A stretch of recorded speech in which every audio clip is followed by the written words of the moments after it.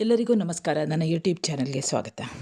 ಆತ್ಮೀಯರೇ ಹಾಗೂ ವಿದ್ಯಾರ್ಥಿಗಳೇ, ಇವತ್ತಿನ ವಿಡಿಯೋದಲ್ಲಿ ನಾನು ಡಾಕ್ಟರ್ ಸಿದ್ಧಲಿಂಗಯ್ಯ ಇವರು ಬರೆದಂತಹ ಏಕಲವ್ಯ ನಾಟಕದ ಪ್ರಶ್ನೋತ್ತರವನ್ನು ಹಾಕ್ತಾ ಇದ್ದೇನೆ. ವಿದ್ಯಾರ್ಥಿಗಳೇ, ಏಕಲವ್ಯ ನಾಟಕದಲ್ಲಿ ಇರುವಂತಹ ಪ್ರಶ್ನೆಗಳು ತುಂಬ ಇವೆ. 8 ಅಂಕದ ಪ್ರಶ್ನೆಗಳು, 6 ಅಂಕದ ಪ್ರಶ್ನೆಗಳು ಬಹಳಷ್ಟು ಇರೋದರಿಂದ ಒಂದೇ ವಿಡಿಯೋದಲ್ಲಿ ಎಲ್ಲ ಪ್ರಶ್ನೆಗಳಿಗೆ ಉತ್ತರವನ್ನು ಹೇಳಲಿಕ್ಕಾಗೋದಿಲ್ಲ. ಹಾಗಾಗಿ ನಾನು 3 ಭಾಗಗಳಾಗಿ ವಿಂಗಡಿಸಿ ಈ 13ರಿಂದ ಒಂದು ಸಾಧಾರಣ 20ರವರೆಗೆ ಪ್ರಶ್ನೆಗಳಿವೆ. ಒಟ್ಟಿಗೆ ಒಂದು 3 ವಿಡಿಯೋವನ್ನು ಹಾಕ್ತೇನೆ. ನೀವು ಗಮನಿಸ್ತಾ ಹೋಗಿ. ಮೊದಲಿಗೆ ನೋಡೋಣ ಸಿದ್ಧಲಿಂಗಯ್ಯ. ಡಾಕ್ಟರ್ ಸಿದ್ಧಲಿಂಗಯ್ಯ ಇವರ ಪರಿಚಯ ನೋಡಿ. ಏಕಲವ್ಯ ಅನ್ನುವಂಥ ಸಿದ್ಧಲಿಂಗಯ್ಯ ಇವರ ಒಂದು ವಿಶಿಷ್ಟವಾದಂಥ ನಾಟಕ. ನೀವು ಈಗಾಗಲೇ ಈ ಏಕಲವ್ಯ ನಾಟಕವನ್ನು ಕುರಿತು ಗೋವಿಂದ ಪೈ ಬರೆದಂತಹ ಹೆಬ್ಬೆರಳು ಇರ್ಬೋದು, ಕುವೆಂಪು ಅವರ ಬೆರಳ್ಗೆ ಕೊರಳ್ ಅನ್ನುವಂಥ ನಾಟಕವನ್ನು ಕೇಳಿರ್ಬೋದು. ಆದರೆ ಇಲ್ಲಿ ಸಿದ್ಧಲಿಂಗಯ್ಯನವರು ಬರೆದಂತಹ ಏಕಲವ್ಯ, ಗೋವಿಂದ ಪೈಗಳು ಇರ್ಬೋದು ಅಥವಾ ಕುವೆಂಪು ಅವರು ಇರ್ಬೋದು, ಅವರು ಬರೆದಂತಹ ನಾಟಕಗಳಿಗಿಂತ ತೀರಾ ವಿಭಿನ್ನವಾಗಿರುವಂತಹ ನಾಟಕ. ಇದರಲ್ಲಿ ಸಿದ್ಧಲಿಂಗಯ್ಯ ಇವರು ಈ ಏಕಲವ್ಯ ಅನ್ನುವಂಥದ್ದು ಇವನನ್ನು, ಈ ಒಂದು ಪಾತ್ರವನ್ನು ದಲಿತರು ಹಾಗೂ ಉಳ್ಳವರು, ಅಂದರೆ ಬಡವರು ಹಾಗೂ ಶ್ರೀಮಂತರು, ಹಾಗೆ ದಲಿತರು, ಕೆಳವರ್ಗದವರು, ಹಾಗೆ ಉಳ್ಳವರು, ಶ್ರೀಮಂತರ ನಡುವಿನ ಒಂದು ಸಂಘರ್ಷಕ್ಕೆ ಹೆಚ್ಚಿನ ಪ್ರಾಶಸ್ತ್ಯವನ್ನು ಇಲ್ಲಿ ಕೊಟ್ಟಿರುವುದನ್ನು ನಾವು ಗಮನಿಸ್ಬೋದು. ಇಲ್ಲಿ ಸಿದ್ಧಲಿಂಗಯ್ಯನವರ ದೃಷ್ಟಿಯಲ್ಲಿ ಕೌರವರು ಮತ್ತು ಪಾಂಡವರು ಇಬ್ಬರೂ ಕೂಡ ಉಳ್ಳವರ ವರ್ಗಕ್ಕೆ ಸೇರಿದವರು. ಏಕಲವ್ಯ ಇಲ್ಲಿ ಕಾಡಿನಲ್ಲಿ ಬೆಳೆದಂಥ ಬಾಲಕ, ಆತ ದಲಿತ ವರ್ಗಕ್ಕೆ ಸೇರಿದವನು. ಕೌರವ ಪಾಂಡವರು ಅವನ ದೃಷ್ಟಿಯಲ್ಲಿ ಅವರಿಬ್ಬರೂ ಒಂದೇ. ಕೌರವರಿರ್ಬೋದು, ಪಾಂಡವರಿರ್ಬೋದು, ಅವರೆಲ್ಲರೂ ಕೂಡ ಉಳ್ಳವರಾಗಿದ್ದಾರೆ.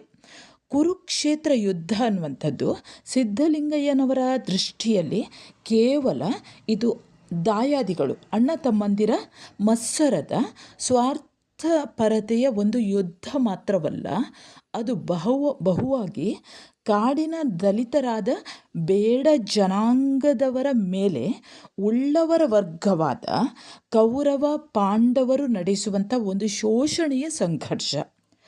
ಕೌರವ ಪಾಂಡವರು ಏಕಲವ್ಯನನ್ನು ಹೆಜ್ಜೆ ಹೆಜ್ಜೆಗೂ ಕೂಡ ಆತ ಸಾಮಾನ್ಯ ಬೇಡ ಎಂದು ತಿರಸ್ಕರಿಸುವಲ್ಲಿಯೋ, ಬಿಲ್ಲುವಿದ್ಯೆ ಕಲಿಕೆ ಅನ್ನುವಂಥದ್ದು ಬೇಡನಿಗೆ ನಿಷಿದ್ಧವೆಂದು, ಅದು ಕೇವಲ ರಾಜಕುಮಾರರ ಸ್ವತ್ತು ಎಂದು ನುಡಿದು ಏಕಲವ್ಯನನ್ನು ಬಿಲ್ಲುವಿದ್ಯೆಯಿಂದ ದೂರ ಸರಿಸುವಲ್ಲಿಯ ಅನೇಕ ಪ್ರಸಂಗಗಳನ್ನು ಇಲ್ಲಿ ಬಹು ಸ್ಪಷ್ಟವಾಗಿ ತೋರಿರುವಂಥದ್ದು. ಒಟ್ಟಾರೆ ಏಕಲವ್ಯ ಇಲ್ಲಿ ಕೌರವ ಪಾಂಡವರ ಸ್ವಾರ್ಥಪರತೆಗೆ ತನ್ನ ಬಲಗೈ ಹೆಬ್ಬೆರಳನ್ನು ಒಂದು ಬಲಿಯಾಗಿ ಪಡೆದುಕೊಳ್ಳುವಂಥದ್ದು, ಆತನ ಬೆರಳನ್ನು ಒಂದು ಬಲಿಯಾಗಿ ತೆಗೆದುಕೊಳ್ಳುವಂಥದ್ದು ದಲಿತ ಜನಾಂಗದ ಶೋಷಣೆಯ ಪ್ರತೀಕವಾಗಿರುವಂಥದ್ದು. ಇಲ್ಲಿ ಅಸಹಾಯಕತೆ ಅನ್ನುವಂಥದ್ದು ಕೇವಲ ಒಂದು ನೆಪ ಮಾತ್ರ, ಬಹುವಾಗಿ ಅದು ಏಕಲವ್ಯನನ್ನು, ಶೂರನಾಗಿರುವಂತಹ ಏಕಲವ್ಯನನ್ನು ಬಲಿ ಕೊಡುವಂತಹ ತಂತ್ರವಾಗಿದೆ. ವಿದ್ಯಾರ್ಥಿಗಳೇ, ಇಲ್ಲಿ ಡಾಕ್ಟರ್ ಸಿದ್ಧಲಿಂಗಯ್ಯ ಇವರು ಬರೆದಂತಹ ಈ ನಾಟಕದಲ್ಲಿ ಒಟ್ಟಿಗೆ 10 ದೃಶ್ಯಗಳಿವೆ. ನಾನು ಈ ಒಂದು ವಿಡಿಯೋದಲ್ಲಿ ಒಂದು 5 ಪ್ರಶ್ನೆಗಳನ್ನು ಹಾಕ್ತೇನೆ. 5 ಪ್ರಶ್ನೆಗಳಿಗೆ ಉತ್ತರವನ್ನು ಹೇಳ್ತಾ ಹೋಗ್ತೇನೆ. ಉಳಿದದ್ದನ್ನು ಇನ್ನೊಂದು ವಿಡಿಯೋದಲ್ಲಿ ಗಮನಿಸ್ತಾ ಹೋಗಿ. ಹಾಗೆ ನೀವು ನನ್ನ ಚಾನೆಲ್ಗೆ ಹೊಸಬರಾಗಿದ್ದಲ್ಲಿ ಸಬ್ಸ್ಕ್ರೈಬ್ ಮಾಡುವುದನ್ನು ಮರೆಯದಿರಿ. ಸಬ್ಸ್ಕ್ರೈಬ್ ಮಾಡಿದಾಗ ನಿಮಗೆ ನೋಟಿಫಿಕೇಷನ್ ಬರ್ತದೆ. ಒಂದು ವಿದ್ಯಾರ್ಥಿಗಳೇ, ನಾನು ಫಸ್ಟ್ PUCಯಿಂದ ಹಿಡಿದು ಡಿಗ್ರಿಯವರೆಗೆ ಕನ್ನಡ ಪಠ್ಯಪುಸ್ತಕಗಳಿಗೆ ಮತ್ತು ಪರೀಕ್ಷೆಗಳಿಗೆ ಸಂಬಂಧಿಸಿದ ಹಾಗೆ ಅನೇಕ ವಿಡಿಯೋಗಳನ್ನು ಹಾಕಿದ್ದೇನೆ. ನಿಮ್ಮ ಪರಿಚಯದಲ್ಲಿ ಬೇರೆ ಬೇರೆ ವಿದ್ಯಾರ್ಥಿಗಳು ಇದ್ದರೆ ಅವರಿಗೂ ಕೂಡ ಈ ಒಂದು ವಿಡಿಯೋವನ್ನು ಶೇರ್ ಮಾಡ್ತಾ ಹೋಗಿ, ಅವರಿಗೂ ಕೂಡ ಉಪಯೋಗವಾಗಲಿ. ನಾನು ಉಡುಪಿ ಜಿಲ್ಲೆಯಿಂದ ವಾಸಂತಿ ಅಂಬಲಪಾಡಿ ಅಂತ. ಮೊದಲ ಪ್ರಶ್ನೆ ನೋಡ್ತಾ ಹೋಗೋಣ ವಿದ್ಯಾರ್ಥಿಗಳೇ. ಮೊದಲ ಪ್ರಶ್ನೆ, ಏಕಲವ್ಯ ನಾಟಕವು ಕಾಡು ಮತ್ತು ನಾಡಿನ ನಡುವೆ ನಡೆದ ಸಂಘರ್ಷದ ಕತೆ ವಿವರಿಸಿರಿ. ಉತ್ತರ, ಡಾಕ್ಟರ್ ಸಿದ್ಧಲಿಂಗಯ್ಯನವರು ಬರೆದಂತಹ ಏಕಲವ್ಯ ನಾಟಕದಲ್ಲಿ ಕಾಡು ಮತ್ತು ನಾಡಿನ ನಡುವೆ ನಡೆದಂತಹ ಸಂಘರ್ಷದ ಕತೆ. ಈ ನಾಟಕ ಪ್ರಾರಂಭವಾಗುವುದು ಕೂಡ ಸಂಘರ್ಷದೊಂದಿಗೆ. ಬೋರಣ್ಣ, ಗಾಳಣ್ಣ ಹಾಗೂ ಶೆಟ್ಟಿ ಸೈನಿಕ ಇವರ ನಡುವೆ ನಡೆಯುವ ಮರ ಕಡಿಯುವ ಸಂದರ್ಭ, ತಿಕ್ಕಾಟ ಹಾಗೂ ಸಂಭಾಷಣೆಗಳೇ ಇದಕ್ಕೆ ಸಾಕ್ಷಿ ನುಡಿಯುತ್ತವೆ. ಬೋರಣ್ಣ ಗಾಳಣ್ಣರು ಕಾಡು ತಮ್ಮದು ಎಂದು ಉಳಿಸಿಕೊಳ್ಳಲು ಪ್ರಯತ್ನಿಸಿದರೆ, ಶೆಟ್ಟಿ ಸೈನಿಕರು ಕಾಡು ತಮ್ಮ ರಾಜನಿಗೆ ಸೇರಿದ್ದು ಎಂದು ವಾದಿಸುತ್ತಾ ಮರ ಕಡಿಯುವುದರ ಮೂಲಕ ಕಾಡನ್ನು ನಾಶ ಮಾಡಿ ಅದನ್ನು ತಮ್ಮದನ್ನಾಗಿ ಮಾಡಿಕೊಳ್ಳುವುದರ ಕಡೆಗೆ ಬಲವನ್ನು ತೋರುತ್ತಾರೆ. ಇಲ್ಲಿ ಕಾಡು ಏಕಲವ್ಯನ ಬೇಡ ಜನಾಂಗ ಹಾಗೂ ಉಳ್ಳವರ ಪ್ರತೀಕವಾದ ಅರಸನ ಹಾಗೂ ಆತನ ಹಿಂಬಾಲಕರಾದಂತಹ ಶೆಟ್ಟಿ ಮತ್ತು ಸೈನಿಕರು ಕಾಡು ತಮ್ಮ ಅರಸನದು ಎಂದು ಕಿತ್ತಾಡ್ತಾರೆ. ಕೊನೆಗೆ ಏಕಲವ್ಯನ ಪೌರುಷವನ್ನು ಬೋರಣ್ಣ ಗಾಳಣ್ಣರು ಶೆಟ್ಟಿ ಮತ್ತು ಸೈನಿಕರಿಗೆ ಮನವರಿಕೆ ಮಾಡಿಕೊಡುತ್ತಾರೆ. ಹಾಗೆ ಕಾಡನ್ನು ತಮ್ಮದನ್ನಾಗಿ ಉಳಿಸಿಕೊಳ್ಳಲು ಮಾಡಿದ ಪ್ರಯತ್ನ ವಿಫಲವಾಗ್ತದೆ. ಶೆಟ್ಟಿ ಸೈನಿಕರು ತಾವು ಹೇಳಿದಂತೆ ಸೈನಿಕರ ದಂಡನ್ನು ಕಳಿಸಿ ಬೇಡ ಪಡೆಯವರನ್ನು ಹೊಡೆಸುತ್ತಾರೆ, ಬಡಿಸುತ್ತಾರೆ. ಇದನ್ನು ಅರಿತ ಏಕಲವ್ಯ ಕಾಡು ಮತ್ತು ನಾಡಿನ ನಡುವಿನ ಈ ಸಂಘರ್ಷಕ್ಕೆ ಒಂದು ಗತಿ ಕಾಣಿಸಲು ತಾನು ದೊಡ್ಡ ಬಿಲ್ಲುಗಾರನಾಗಬೇಕು ಎಂದು ಸಂಕಲ್ಪಿಸಿ ದ್ರೋಣರಲ್ಲಿಗೆ ಬಿಲ್ಲು ವಿದ್ಯೆಯನ್ನು ಕಲಿಯಲು ಹೋಗುತ್ತಾನೆ. ಅಲ್ಲಿ ಕೌರವರು ಮತ್ತು ಪಾಂಡವರಿಂದ ಬೇಡ, ನಿಷಾದ ಎಂದೆಲ್ಲ ನಿಂದಿಸಿಕೊಂಡು ವಿದ್ಯೆ ಕಲಿಯಲಾಗದೆ ಅವಮಾನಿತನಾಗಿ ಹಿಂತಿರುಗಬೇಕಾಗುತ್ತದೆ. ಇದು ನಾಡಿನ ಜನ ಕಾಡಿನ ಜನರನ್ನು ತುಳಿಯುವಂಥ ಒಂದು ರೀತಿ. ಮುಂದೆ ಏಕಲವ್ಯ ದ್ರೋಣರ ಪ್ರತಿಮೆಯನ್ನು ಪ್ರತಿಷ್ಠಾಪಿಸ್ತಾನೆ. ಆ ಪ್ರತಿಮೆಯನ್ನೇ ಗುರು ಎಂದು ಭಾವಿಸಿ ಶಬ್ದವೇಧಿ ಪರಿಣಿತನಾದರೂ ಅದು ಅರ್ಜುನನ ಸ್ವಾರ್ಥಪರತೆಯ ಎದುರು ಯಾವ ಲೆಕ್ಕಕ್ಕೂ ಬಾರದ ಸಾಧನೆಯಾಗಿ ಬಿಡುತ್ತದೆ. ಒಂದು ಸಲ ಅಸಹಾಯಕತೆಯನ್ನು ಮುಂದೆ ಮಾಡಿ ಏಕಲವ್ಯನನ್ನು ಬಿಲ್ಲು ವಿದ್ಯೆಯ ಕಲಿಕೆಯಿಂದ ದೂರ ಸರಿಸಿದಂತಹ ದ್ರೋಣ, ಇನ್ನೊಂದು ಸಲ ಅರ್ಜುನನಿಗೆ ತಾನು ಕೊಟ್ಟ ಮಾತನ್ನು ಉಳಿಸಿಕೊಳ್ಳಲು ಏಕಲವ್ಯನ ಬಲಗೈ ಹೆಬ್ಬೆರಳನ್ನೇ ಗುರು ಕಾಣಿಕೆಯಾಗಿ ಪಡೆದು ಏಕಲವ್ಯನನ್ನು ಶಕ್ತಿಹೀನನನ್ನಾಗಿ ಮಾಡುತ್ತಾನೆ, ಚೈತನ್ಯ ರಹಿತನನ್ನಾಗಿ ಮಾಡುತ್ತಾನೆ.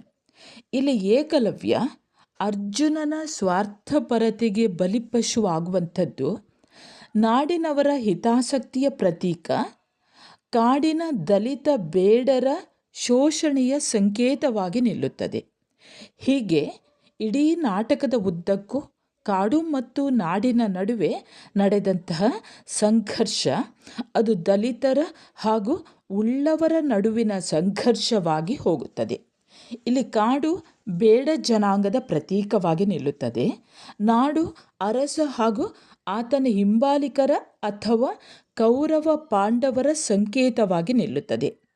ಈ ನಾಟಕದುದ್ದಕ್ಕೂ ಕೌರವ ಪಾಂಡವರು ಉಳ್ಳವರ ವರ್ಗದವರಾಗಿದ್ದು ದಲಿತ ವರ್ಗದ ಬೇಡರನ್ನು ತಮ್ಮ ಸ್ವಾರ್ಥಕ್ಕೆ ಬಗ್ಗಿಸಿಕೊಳ್ಳುತ್ತಲೇ ಬಂದು ಸ್ವಾರ್ಥಪರತೆ, ದರ್ಪ, ದಬ್ಬಾಳಿಕೆಗಳನ್ನೇ ನಾವು ಈ ನಾಟಕದುದ್ದಕ್ಕೂ ಕಾಣುತ್ತೇವೆ.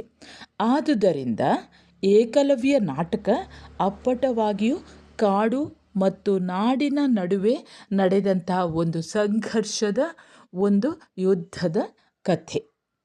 ಇನ್ನು ಎರಡನೆಯ ಪ್ರಶ್ನೆ, ಏಕಲವ್ಯ ನಾಟಕದಲ್ಲಿ ನಾಗರಿಕ ಅನಾಗರಿಕ ಜಗತ್ತಿನ ಮೌಲ್ಯಗಳ ಹೋಲಿಕೆ ಹೇಗೆ ಅಭಿವ್ಯಕ್ತವಾಗಿದೆ ವಿವರಿಸಿರಿ. ಉತ್ತರ ನೋಡ್ಕೊಳ್ಳಿ.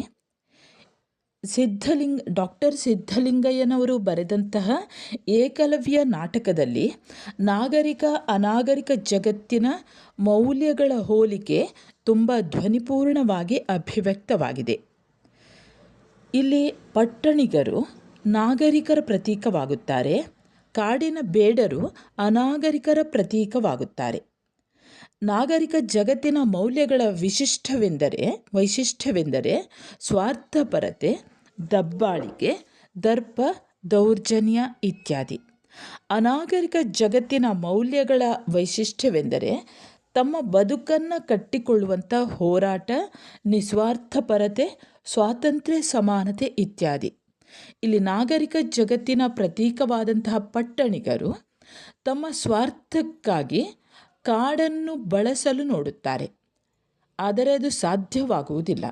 ಆಗ ತಮ್ಮ ಸ್ವಾರ್ಥಪರತೆ, ಮೌಲ್ಯದ ಉಳಿವಿಗಾಗಿ ದಬ್ಬಾಳಿಕೆ, ದರ್ಪ, ದೌರ್ಜನ್ಯದಂತಹ ಮೌಲ್ಯಗಳನ್ನು ಬಳಸಿಕೊಳ್ಳುತ್ತಾರೆ. ಬೇಡ ಪಡೆಯ ಬೋರಣ್ಣ ಗಾಳಣ್ಣರು ಮರ ಕಡಿಯುವ ನಾಗರಿಕರ ಸ್ವಾರ್ಥಪರತೆಯನ್ನು ತಡೆದ ಕಾರಣಕ್ಕಾಗಿ ಅನಾಗರಿಕ ಬೇಡಪಡೆ ಅವರ ದೌರ್ಜನ್ಯ, ದಬ್ಬಾಳಿಕೆ, ದರ್ಪಗಳಿಗೆ ಬಲಿಯಾಗಬೇಕಾಗುತ್ತದೆ, ಹೊಡೆಸಿಕೊಳ್ಳಬೇಕಾಗುತ್ತದೆ, ಕೈಕಾಲು ಮುರಿಸಿಕೊಂಡು ಪ್ರಾಣವನ್ನು ತರಿದುಕೊಳ್ಳಬೇಕಾಗುತ್ತದೆ. ಕಾಡಿಗೆ ಬೆಂಕಿ ಇಡುವಂತಹ ಪ್ರಸಂಗವೂ ಬರುತ್ತದೆ.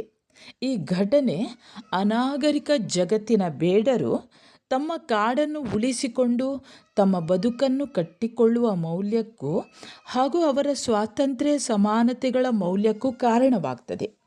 ಹಾಗೆಯೇ ನಾಗರಿಕ ಜಗತ್ತಿನ ಅಂದರೆ ಪಟ್ಟಣಿಗರ ಸ್ವಾರ್ಥಪರತೆ, ದರ್ಪ, ದೌರ್ಜನ್ಯ ಹಾಗೂ ದಬ್ಬಾಳಿಕೆಗಳ ಮೌಲ್ಯಕ್ಕೂ ಕೂಡ ಕಾರಣವಾಗುತ್ತದೆ.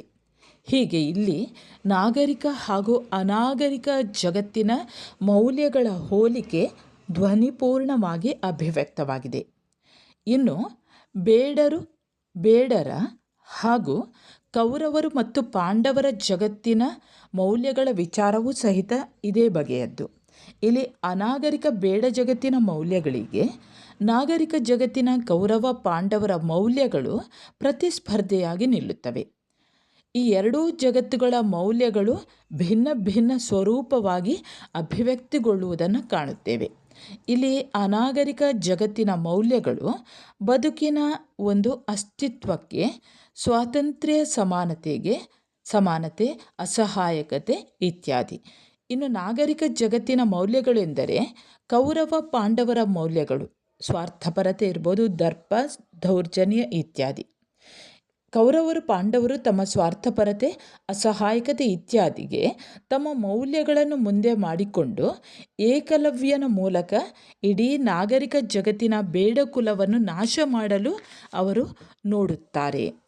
ಏಕಲವ್ಯನನ್ನು ತಮ್ಮ ಸ್ವಾರ್ಥಪರತೆಯ ಕಾರಣವಾಗಿ ಏಕಲವ್ಯನ ಅಸಹಾಯಕತೆಯನ್ನು ಬಳಸಿಕೊಂಡು ಆತನನ್ನು ಬಿಲ್ಲುವಿದ್ಯೆ ಕಲಿಯದಂತೆ ಮಾಡುವುದು, ಆತ ದ್ರೋಣರ ಪ್ರತಿಮೆಯ ಮೂಲಕ ಕಲಿತ ಶಬ್ದವೇಧಿ ವಿದ್ಯೆಯನ್ನು, ಆತನ ಬಲಗೈ ಹೆಬ್ಬೆರಳನ್ನು ದ್ರೋಣರಿಂದ ಗುರುಕಾಣಿಕೆಯಾಗಿ ಸ್ವೀಕರಿಸುವಂತೆ ಮಾಡುವುದು, ಇವೆಲ್ಲ ನಾಗರಿಕ ಜಗತ್ತಿನ ಮೌಲ್ಯಗಳ ಪ್ರತೀಕವಾಗಿದೆ.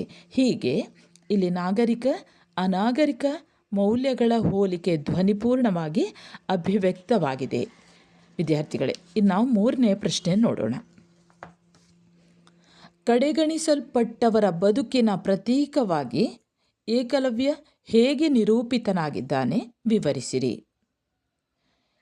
ಉತ್ತರ: ಡಾಕ್ಟರ್ ಸಿದ್ಧಲಿಂಗಯ್ಯ ಇವರು ಬರೆದಂತಹ ಏಕಲವ್ಯ ನಾಟಕದಲ್ಲಿ ಏಕಲವ್ಯನು ಇಲ್ಲದಿರುವವರ ಬದುಕಿನ ಪ್ರತೀಕವಾಗಿ ನಿಲ್ಲುವಂಥದ್ದು ಅಪ್ಪಟ ಸತ್ಯವಾಗಿದೆ.